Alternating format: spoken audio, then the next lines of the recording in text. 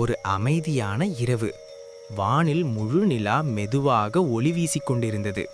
பச்சை புல்வெளியில் சின்ன முயல் மின்னல் தனியாக நடந்து கொண்டிருந்தது.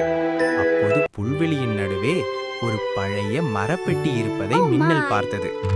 ஆர்வமாக திறந்ததும் அதிலிருந்து மஞ்சள் நிற ஒளிக்கற்கள் மின்னின. வாவ், இது என்ன அற்புதம் என்று மின்னல் ஆச்சரியப்பட்ட போது அருகிலிருந்த நல்ல மனசு கொண்ட நாய் கண்ணன் ஓடி வந்தது. மின்னல், இது ரொம்ப அழகா இருக்கு, ஆனா இதை நாம இருவரும் மட்டும் வைத்துக்கலாமா என்று கேட்டது கண்ணன். மின்னல் சிரித்து கொண்டு சொன்னது, இல்ல கண்ணா, இந்த ஒளி எல்லாருக்கும் சந்தோஷம் தரணும். அந்த இரவில் அந்த ஒளிக்கற்கள் புல்வெளியை முழுக்க ஒளிரச் செய்தது.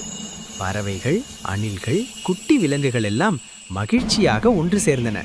அப்போது கண்ணன் சொன்னது, உண்மையான பொக்கிஷம் ஒளி அல்ல, பகிரும் மனசுதான். கதை சொல்லும் கருத்து: சந்தோஷம் பகிர்ந்தால்தான் அதிகரிக்கும்.